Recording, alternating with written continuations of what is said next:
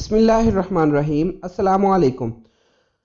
आज हम जो टॉपिक डिस्कस करेंगे वो होंगे कार्बन के जो है वो मटेरियल्स जो कि नैनो स्ट्रक्चर से लेकर जायंट स्ट्रक्चर तक होंगे। तो लेक्चर से पहले मेरी आप सबसे रिक्वेस्ट है कि अगर आप मेरे चैनल पर नए हैं तो प्लीज़ सब्सक्राइब माई चैनल। तो सबसे पहले हमें कार्बन के बारे में कुछ बेसिक इन्फॉर्मेशन होनी चाहिए कि व्हाट इज़ कार्बन। तो carbon is the basic element of life. ज़िंदगी का सबसे जो है वो बुनियादी एलिमेंट है। जितने भी हमारे कार्बोहाइड्रेट्स, प्रोटीन्स, लिपिड्स, फैट्स वगैरह बनते हैं उन सब में जो कार्बन है वो बैक बोन रखता है। बुनियादी जो है वो एलिमेंट वो कार्बन ही है। इसके अलावा जितने भी ऑर्गेनिक कंपाउंड है उन सब में भी जो है वो कार्बन का होना ज़रूरी है। पौधों के लिए जो कार्बन डाइऑक्साइड होती है उसमें भी जो है वो कार्बन का होना ज़रूरी है। हम जो ग्लूकोज जो हम डाइट फूड वगैरह खाते हैं उन सब में जो है वो कार्बन मौजूद होती है। तो इसलिए कार्बन तो बेसिक एलिमेंट जो है वो लाइफ का है। तो carbon is a special because of its ability to bond to many element in many different ways. अब कार्बन क्यों स्पेशल है? कार्बन इसलिए स्पेशल है कि ये मुख्तलिफ किस्म की बॉन्डिंग मुख्तलिफ किस्म के एटमों के साथ और दूसरे कार्बन एटम के साथ जिसको हम कैटिनेशन के नाम से जानते हैं बनाता है और मुख्तलिफ किस्म के फिर इस हिसाब से कंपाउंड बनाता है जो कि छोटे पार्टिकल से लेके एक जाइंट पार्टिकल स्ट्रक्चर तक जो है वो चले जाते होते हैं। तो it is the 6th most abundant element in the universe. कायनात में पाए जाने वाले जितने भी एलिमेंट्स उनमें छठे नंबर पे ये आता है। अब जो मोस्ट कॉमन टाइप्स जो हैं वो कार्बन मटेरियल की वो है diamond, graphite, fluorines and carbon nano tubes. तो यहाँ पे हमने जो डिस्कस करना है सबसे पहला आता है हमारे पास कार्बन मटेरियल यानी कि डायमंड और ग्रेफाइट। ये दो एलोट्रॉपिक फॉर्म है कार्बन की। अब एलोट्रॉपिक फॉर्म क्या होती है? एलोट्रॉपिक फॉर्म ऐसे सेम एलिमेंट होती है लेकिन उनका जो स्ट्रक्चर होता है वो डिफरेंट होता है। मतलब ऐसा जो स्ट्रक्चर होता है जो कि जिसमें जो है वो एलिमेंट सेम है लेकिन एलिमेंट्स की में जो मौजूद एटम्स होते हैं उनकी तरतीब से डिफरेंट किस्म के हमें जो कंपाउंड्स मिलते हैं उनको हम कहते हैं एलोट्रॉप्स कहते हैं। अगर आप देखें तो ये हमारे पास डायमंड का स्ट्रक्चर है तो इसको हम कहते होते हैं face centred cubic structure of diamond के। ओवरऑल जो स्ट्रक्चर होता है डायमंड का वो एक क्यूब की फॉर्म में होता है। दूसरी जो फॉर्म हमारे पास है ग्रेफाइट है। अब ग्रेफाइट में आप देख सकते हैं कि ये हेक्सागोनल वे से जो है वो क्रिस्टल्स जो कार्बन के एटम्स है वो आपस में जुड़े हुए होते हैं। इन दोनों की जो एक्सप्लेनेशन है मजीद जो है वो आगे हम 1 बाय 1 करते हैं। सबसे पहले डायमंड। तो डायमंड क्या है? It has chemical bonding purely covalent. इसकी जो केमिकल बॉन्डिंग होती है ये प्योर कोवेलेंट होता है। हाई सिमेट्रिकल यूनिट सेल, एक जैसे ही इसमें जो है वो यूनिट सेल होते हैं। इट इज एक्सट्रीमली हार्ड, बहुत सख्त है। हैव लो इलेक्ट्रिकल कंडक्टिविटी, और इसकी कंडक्टिविटी बहुत कम होती है या यूं कह ले कि ना होने के बराबर होती है। And high thermal conductivity.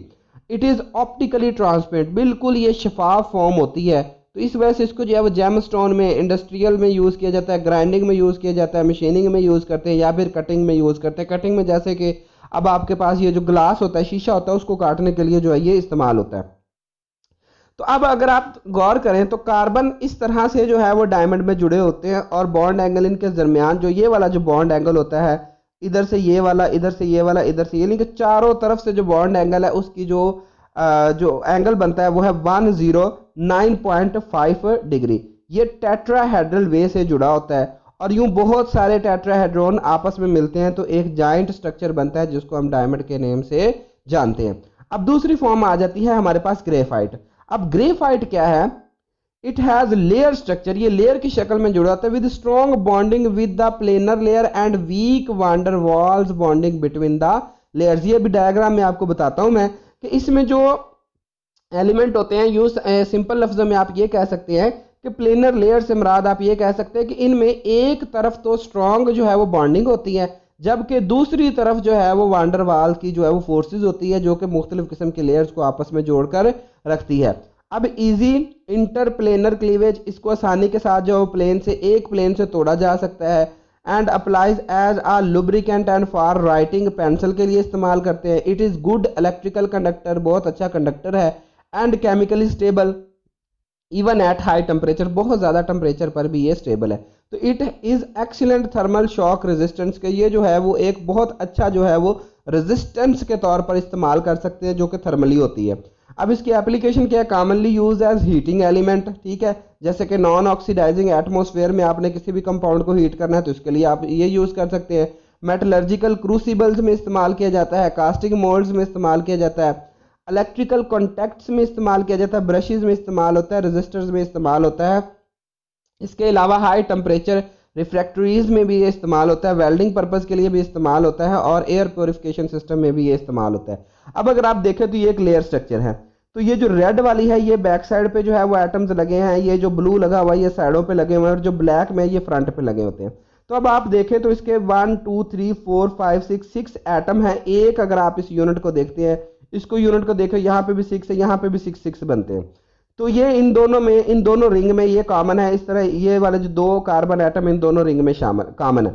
अब ये वाली जो फोर्सेस है ना ये स्ट्रॉन्ग है। ये जो है ना, जैसा कि ये रेड और इस रेड के दरमियान जो है ये वाली ब्लैक कलर में जो फोर्सेस दिखाएगी ये स्ट्रॉन्ग है, ये ऊपर वाली है इस तरह, ठीक है। जबकि इस कार्बन की और इस कार्बन की अगर आप देखते हैं, यानी कि इस लेयर की इस ऊपर वाली लेयर में ये जो बॉन्डिंग है, ये जो लंबी दिखाई गई है, ये वीक है, वान डर वाल। तो अब ग्रेफाइट में दो किस्म की फोर्सेस एक वक्त में एक्ट कर रही होती है। एक तो स्ट्रॉन्ग फोर्सेस जो कि इनके दरमियान कोवेलेंट बॉन्ड है, और दूसरी ये जो वीक फोर्सेस, ये जो लेंथ ज्यादा है जिनकी, जो कि वान डर वाल फोर्सेस ऑफ अट्रैक्शन होती हैं।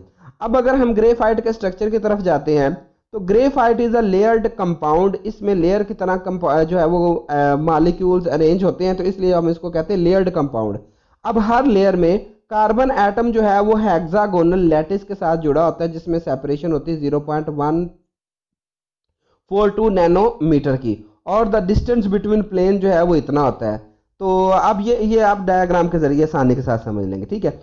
अब ये हम एक स्ट्रक्चर बनाना जा रहे हैं ग्रेफाइट का, जो कि एक जो है वो क्या किस तरतीब से जुड़े हुए होते हैं, हेक्सागोनल लैटिस से, ठीक है।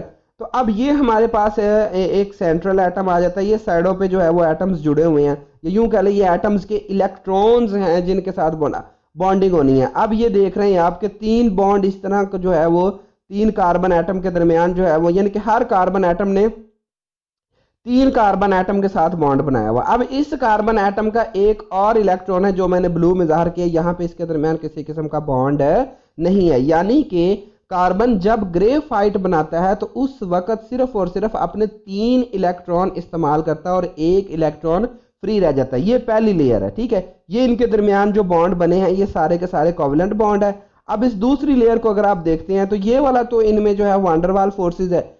अब इसी तरह सेम, अब आप देख रहे हैं कि यहां पर बॉन्ड बन गया, लेकिन कार्बन का ये वाला जो इलेक्ट्रॉन है ये फ्री रह गया।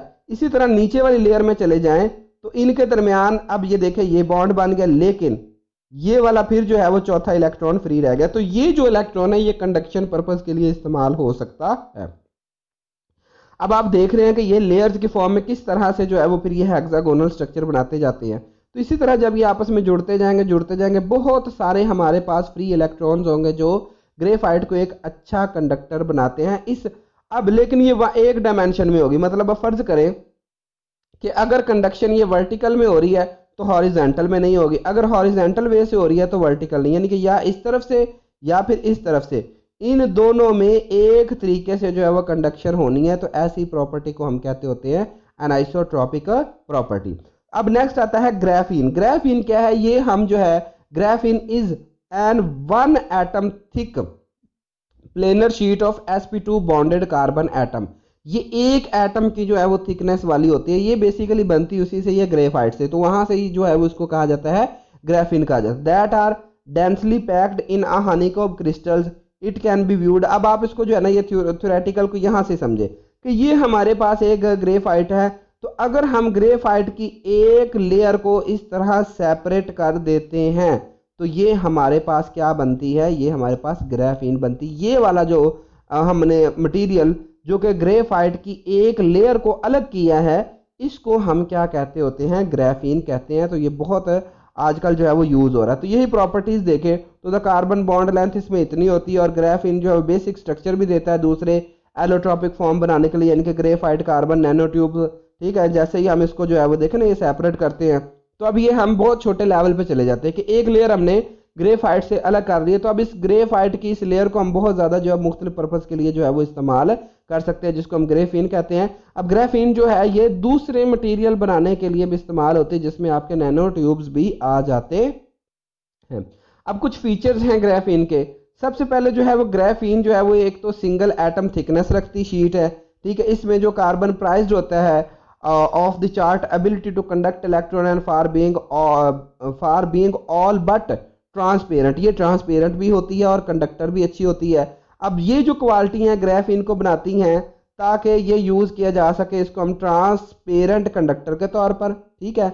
और इसके अलावा कंप्यूटर डिस्प्ले में इस्तेमाल होती है, इसी तरह टीवीज़ में जो इस्तेमाल होती है, एटीएम जो है वो मशीनें होती है वहाँ तक टच स्क्रीन जो होती हैं उनकी उनमें इस्तेमाल होती है, और इसके अलावा सोलर सेल्स तक जो है ये ग्राफीन को हम इस्तेमाल कर लेते हैं सिर्फ और सिर्फ इसकी एक अच्छी ability to conduct electrons, electrons की कंडक्शन की वजह से इन सभी में जो है वो इस्तेमाल होती है। लेकिन जो मटेरियल है इसको बनाना थोड़ा सा ये कह लें कि इसका डिसएडवांटेज है, ये यूँ कह लें कि हमें प्रॉब्लम फेस करने को मिलती है, वो ये है कि टफ टू मैन्युफैक्चर जो है वो इसको बनाना होता है, क्योंकि एक जो है वो सिंगल एटम थिकनेस वाली जो है वो हमने शीट एक बनानी है, तो इसलिए थोड़ा सा जो है वो थोड़ी सी मुश्किल होती है। लेकिन अब जो है रिसर्चर ने तकरीबन 76 सेंटीमीटर जो है वो एक डायगोनल डायरेक्शन में इसकी 1 एटम थिकनेस वाली जो है वो लेयर बना भी ली है, ठीक है। तो ये टच स्क्रीन डिस्प्ले में आजकल इस्तेमाल हो रही है, जो कि चाहे मोबाइल के टच हो जाए, लैपटॉप का हो जाए, ठीक है। इसी तरह से जो है वो एटीएम मशीनें होती हैं उनका टच हो जाए, या दूसरे सेंसर वगैरह में भी ये इस्तेमाल होती है। तो थैंक यू जी, अगर आपको ये लेक्चर अच्छा लगा होगा तो चैनल को सब्सक्राइब करना ना भूलिएगा। शुक्रिया।